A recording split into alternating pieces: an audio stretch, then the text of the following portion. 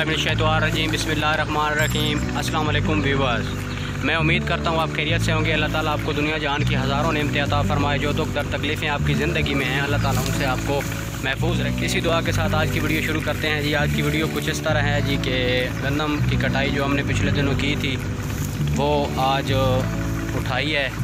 ये tractor trolley पे हम लेके जा रहे हैं घर की तरफ। वहाँ पे थ्रेशर लगाएंगे और आपको दिखाएंगे।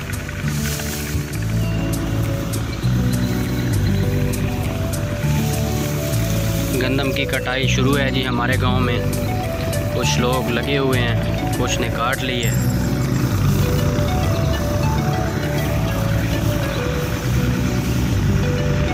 जी तो हमने गंदम अपनी उठा ली है और ट्राली ट्रैक्टर पे इसको लेके जा रहे हैं अपने घर के करीब।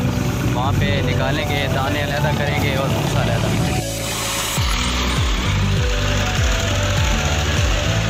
गंदम हम लेके आ गए हैं जी।